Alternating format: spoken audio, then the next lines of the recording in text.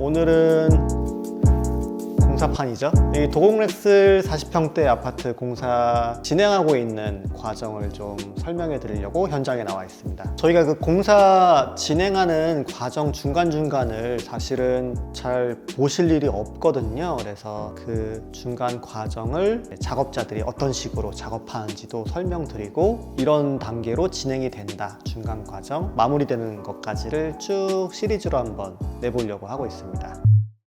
이사를 나가시고 공실이 되고 공실이 된 다음엔 기존의 상태에서 이 공정표대로 어떻게 바뀌는지를 하나하나씩 한번 보여드릴 건데요. 철거부터 시작이 되겠죠. 철거는 이제 바닥하고 벽, 천장 쪽을 철거를 하는데 바닥을 어떻게 철거를 하는지를 쭉 영상을 보여드리면 바닥이 있으면 레일을 이렇게 쭉쭉 내서 칼질을 하는 것처럼 쭉쭉 칼질하고 기계 하시는 분이 우두두두두두두 우두두두두 이렇게 어마어마한 진동과 소음과 먼지와 함께 긁어내면서 뜯어요.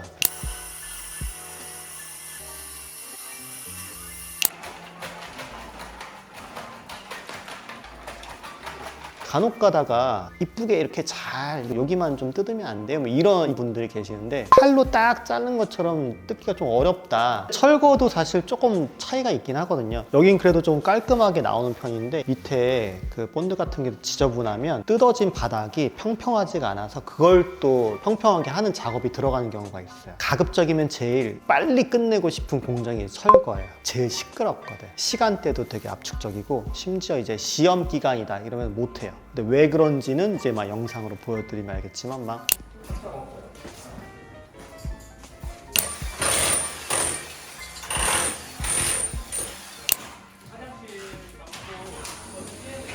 요거 천장 얘기 잠깐 하려고 하는데 여기 뜯어보면은 현장마다 조금씩 차이가 있긴 하지만 이번 현장 같은 경우는 이제 뜯으면 공간이 거의 그냥 없다고 보면 되거든요. 기존 그 천장 대비해서. 그래서 이제 에어컨을 할 때 단내림이라는 거를 하는 이유가 이 안에 속공간이 있으면 단내림을 안 해도 되는데 근데 이렇게 아예 없는 경우도 있어서 이러면은 내려올 수밖에 없다.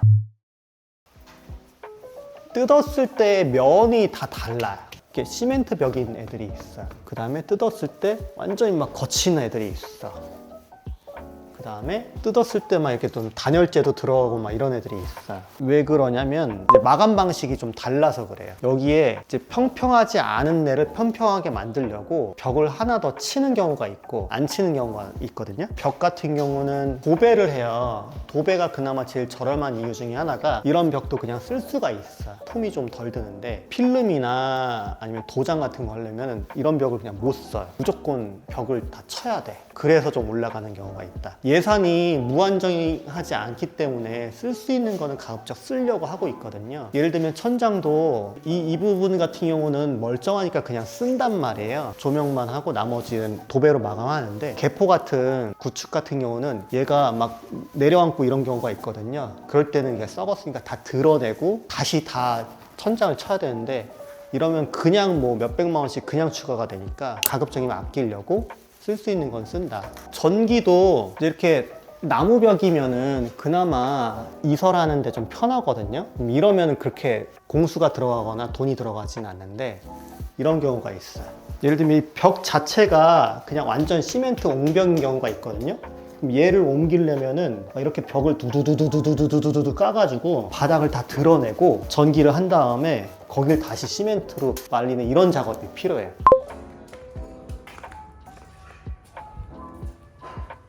아까 얘기한 그런 나무벽 뒤로 그냥 쓱 넘기는 거랑 얘는 완전 차원이 다르거든요. 겉으로 볼 때는 똑같은 작업인데 실제로는 완전 다른 작업이라서 전기를 옮기는 거에 대한 얘기를 하고 있고 물을 옮기는 거에 대한 얘기를 또 드리면 수도 설비 같은 경우는 예를 들면은 상하수도 하나를 이제 옮긴다고 치면은 이제 이쪽에 있는 상하수도를 기존의 거를 써서 이걸 이렇게 파고 배관을 해서 상하수도를 이렇게 이설을 하는 작업을 먼저 해요. 여기는 원래 없었던 보조주방 자리인데 보조주방에 개수대를 쓰려면 수도, 상하수도가 필요하니까 이것도 마찬가지로 땅을 다 구구구구구 파고 수평 맞춰서 다 상하수도 연결하고 물 안 새게 다 조심하고 그 다음에 또 시멘트 마무리하고 이런 작업이 필요하거든요.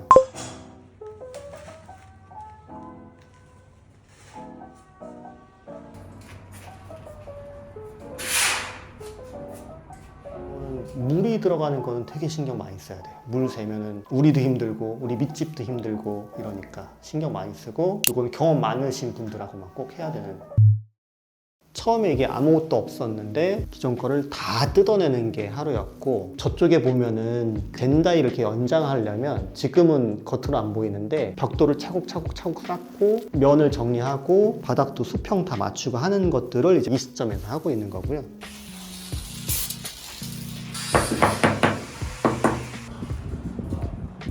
이거 전혀 보이지 않고 다 나중에 숨어서 일반 생활하실 때는 전혀 알 수도 없고 굳이 알 필요도 없긴 한데, 이런 식으로 진행이 되고 있다. 이게 좀 복잡하고 어려운 내용들이다.